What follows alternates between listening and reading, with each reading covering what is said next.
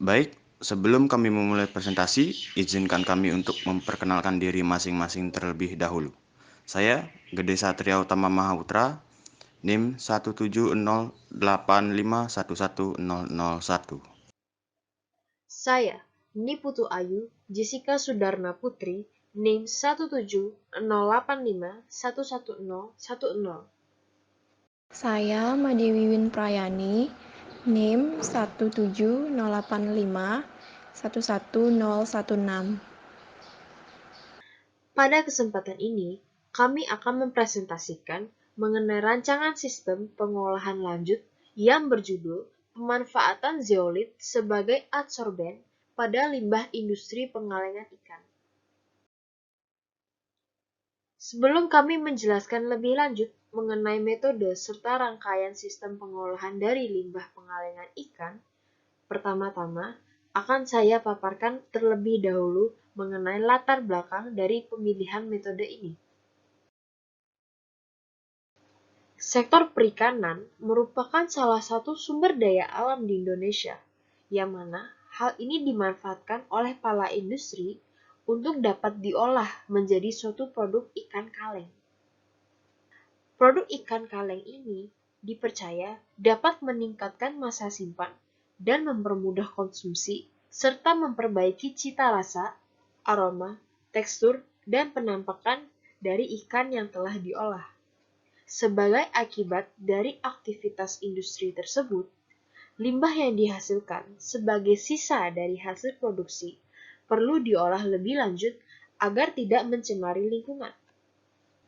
Parameter penting yang dipakai sebagai indikator pencemaran lingkungan pada limbah pengalengan ikan adalah pH, dissolved oxygen, biological oxygen demand, chemical oxygen demand, minyak lemak, amonia, sulfida, total suspended solid, klor bebas, serta debit air limbah yang diproduksi.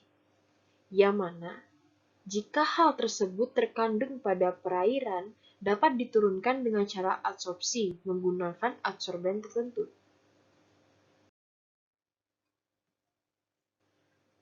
Seperti yang kita tahu, adsorpsi merupakan proses fisika atau proses kimia di mana substansi terakumulasi pada suatu lapisan permukaan zat yang menyerap, yang mana kita sering sebut dengan adsorben.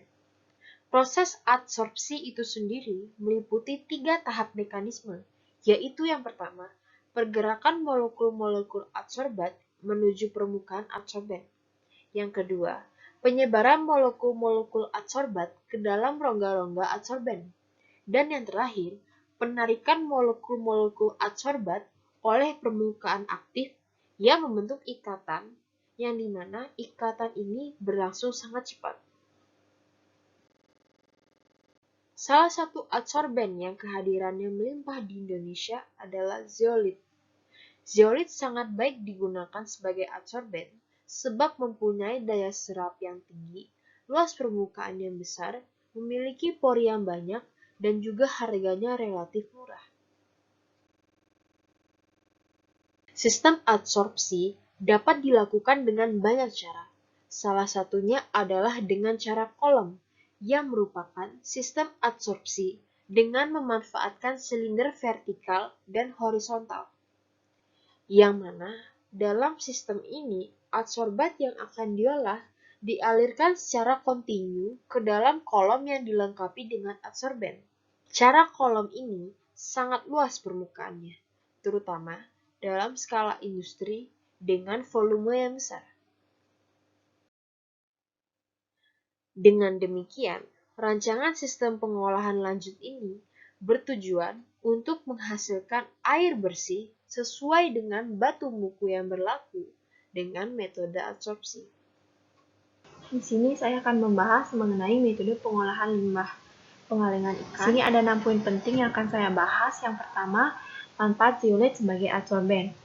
Zeolit digunakan sebagai adsorben dalam pengolahan limbah pengalengan ikan karena zeolit alam merupakan salah satu adsorben yang murah, mudah didapat, serta efisien jika digunakan untuk menyerap berbagai jenis senyawa yang ada di dalam limbah pengalengan ikan, seperti ion sulfida, klor bebas, amonia, minyak atau lemak, serta dapat digunakan untuk menurunkan BOD dan COD yang ada pada limbah. Untuk tahap preparasi itu sendiri bisa dilakukan dengan cara aktivasi. Aktivasi itu sendiri ada dua, yaitu aktivasi secara kimia dan aktivasi secara fisika. Untuk aktivasi secara kimia itu sendiri bisa dilakukan dengan penambahan basa dan juga dengan penambahan asam. Untuk penambahan asam itu sendiri yang mengakibatkan terjadinya pertukaran kation dengan H+. Aktivasi zeolit dengan penambahan asam pada limbah pengalengan ikan ini dapat digunakan untuk mengadsorpsi anion yang terdapat dalam limbah pengalengan ikan, seperti ion klorida dan sulfida, serta dapat digunakan untuk menurunkan nilai BOD dan COD. Sedangkan untuk penambahan basa pada zeolit ini dilakukan dan mengakibatkan terjadinya penurunan rasio antara Si dan Al, sehingga zeolit akan bersifat hidrofilik dan dapat menarik senyawa-senyawa yang memiliki gugus karboksilat seperti lemak dan minyak yang bersifat elektropositif atau asam yang banyak terdapat pada limbah pengalengan ikan. Nah, untuk aktivasi secara fisika ini dilakukan melalui pengecilan ukuran pori, pengayakan, dan pemanasan pada suhu tinggi. Tujuan dari aktivasi secara fisika ini adalah untuk menghilangkan pengotor-pengotor organik, memperbesar pori, dan memperluas permukaan. Selanjutnya, poin keempat yaitu prosedur singkat pembuatan adsorben dari zeolit yang akan diaktifasi. Pembuatan adsorben dari zeolit itu bisa dilakukan yang pertama yaitu zeolit alam diayak sebesar 200 ml, kemudian zeolit diaktifasi, dan aktivasi yang pertama dilakukan yaitu aktivasi fisika, yaitu zeolit dipanaskan pada suhu 50 derajat Celcius hingga berat konstan, lalu dilanjutkan dengan aktivasi secara kimia, yaitu masing-masing zeolit ditambahkan asam dan basa pada wadah yang berbeda, kemudian diaduk selama kurang lebih 14-16 jam. Proses selanjutnya adalah pengeringan zeolit alam dalam oven, yaitu pada suhu 120 derajat Celcius hingga beratnya konstan. Nah, adsorben yang telah diaktifasi ini selanjutnya bisa digunakan untuk proses adsorpsi limbah pengalengan ikan dengan menggunakan proses adsorpsi, yaitu dengan metode kolom. Baik, di sini saya akan menjelaskan secara singkat mengenai metode adsorpsi. Metode adsorpsi adalah proses penggumpalan substansi terlarut dalam larutan oleh permukaan zat penyerap yang membuat masuknya bahan dan menggumpal dalam suatu zat penyerap. Keduanya sering muncul bersamaan dengan suatu proses, maka ada yang menyebutnya sorpsi. Pada adsorpsi ada dua istilah yang dikenal. Yang pertama yaitu adsorben dan adsorban. Adsorben adalah zat penyerapnya yang dalam hal ini adalah zeolit, sedangkan adsorbannya adalah zat yang akan diserap, yang dalam hal ini itu adalah ion sulfida, klor bebas, amonia, serta minyak atau lemak. Dan yang terakhir yaitu regenerasi adsorben zeolit. Nah, regenerasi ini dilakukan agar adsorben dari zeolit alam itu bisa digunakan kembali sehingga lebih menghemat biaya. Nah, proses regenerasi adsorben zeolit ini bisa dilakukan dengan dua cara. Yang pertama yaitu secara kalsinasi dan secara kimia dan pemanasan. Untuk secara kalsinasi itu sendiri yaitu zeolit dapat diaktifasi dengan cara kalsinasi dengan memanaskan 1 kg zeolit jenuh pada panas matahari dan dipanaskan dengan oven pada temperatur 150 derajat. Dan yang kedua yaitu secara kimia dan pemanasan, yaitu zeolit diaktifasi dengan melarutkan 1 kg zeolit dalam larutan NaOH dan HCl. Pemanasan bertujuan untuk meringan zeolit dengan cara pemanasan matahari dan pada oven bertemperatur 150 derajat Celcius. Sekian penjelasan mengenai metode pengolahan limbah. Selanjutnya akan dijelaskan mengenai rangkaian sistem pengolahan limbah.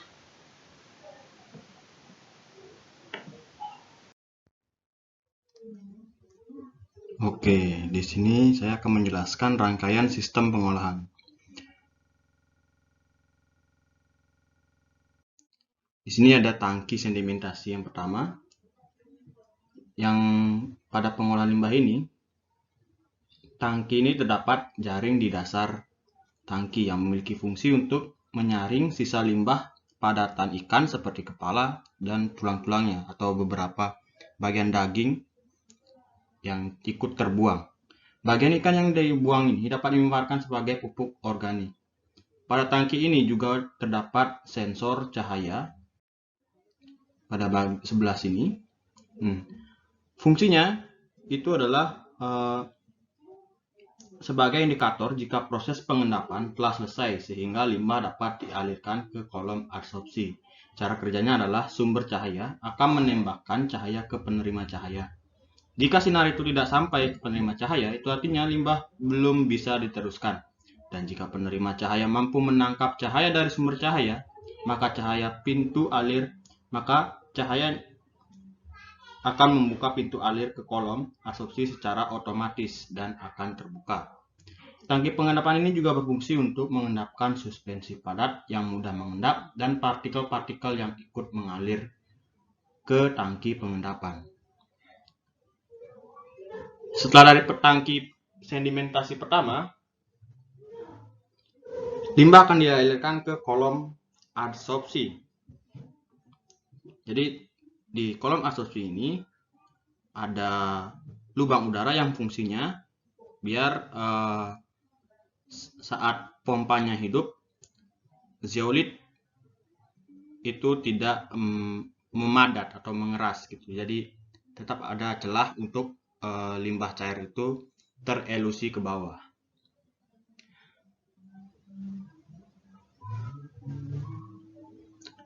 Limbah yang dialirkan ke kolom adsorpsi pertama, ini akan terjadi proses adsorpsi dengan zeolit sebagai adsorben dan limbah sebagai adsorbatnya. Kemampuan zeolit sebagai ion exchanger telah diketahui dan digunakan sebagai penghilang polutan kimia, menurut Farsh et al. Tahun 2002. Zeolit mampu mengadsorpsi senyawa organik yang terdapat pada limbah pengalengan ikan karena organik mengandung gugus seperti COOH yang bersifat polar dan elektropositif atau asam sehingga dapat saling tarik-menarik. Dalam air, zeolit juga ternyata mampu mengikat bakteri E. coli menurut penelitian Yudas Tuti tahun 1933. Menurut Erawati dan kawan-kawan, tahun 2005, zeolit juga memiliki daya adsorpsi terhadap Vibrio cholerae, yaitu mikroorganisme penyebab diare, sehingga sudah jelas zeolit mampu mengadsorpsi banyak jenis polutan kimia maupun mikroorganisme, sehingga layak digunakan sebagai adsorben dalam pengolahan limbah ini. Jika zeolit sudah jenuh, hal itu dapat diatasi dengan regenerasi zeolit, sehingga bisa menekan biaya pembelian zeolit. Regenerasi ini biasanya dilakukan untuk mengatasi atau mengaktifasi kembali zeolit yang sudah jenuh. Setelah melewati kolom adsorpsi, limbah akan dilanjutkan ke tangki aerasi. Ini fungsinya untuk meningkatkan oksigen terlarut atau DO pada air limbah maksudnya. Aerasi merupakan suatu bentuk proses penambahan udara atau oksigen di dalam air dengan cara membawa air dan udara tersebut ke dalam kotak yang dekat dan menyemprotkan air ke udara atau memberikan gelembung-gelembung halus seperti yang terdapat pada gambar ini menggunakan gelembung-gelembung halus, gelembung-gelembung kecil, serta membiarkannya untuk bisa naik melalui air karena perbedaan massa jenisnya. Dapat dikatakan juga bahwa aerasi merupakan salah satu bentuk atau usaha untuk menambahkan konsentrasi oksigen yang terkandung dalam air limbah sehingga proses oksidasi biologi oleh mikroba dapat berjalan dengan lancar. Sementara itu dalam melakukan proses aerasi ini perlu menggunakan suatu alat yang dinamakan aerator yang terdapat pada gambar yang di bawah. Prinsip kerja aerator ini sendiri dengan cara menambahkan oksigen terlarut ke dalam air tersebut. Selanjutnya, yang menjadi tugas utama dari alat ini adalah memperbesar permukaan kontak yang terjadi antara air dan udara. Tahap selanjutnya, limbah akan dialirkan ke kolom adsorpsi kedua. untuk mengabsorpsi polutan yang masih lolos pada kolom absorpsi pertama. Tahap ini adsorben yang digunakan adalah zeolit yang kemampuan absorpsinya sudah menurun karena aktivasi dan penggunaan berkali-kali. Jadi zeolit yang sudah digunakan pada kolom absorpsi pertama digunakan berkali-kali itu akan lama-lama akan mengalami penurunan daya absorpsi, sehingga daripada dibuang, zeolit ini dimanfaatkan sebagai adsorben kembali pada kolom absorpsi kedua. Tujuan tentunya untuk menekan biaya pembelian adsorben. Selanjutnya, selain itu, polutan yang diabsorpsi tidak terlalu banyak karena sebagian besar sudah terabsorpsi pada kolom absorpsi pertama, sehingga tidak memerlukan zeolit dengan kemampuan absorpsi yang tinggi.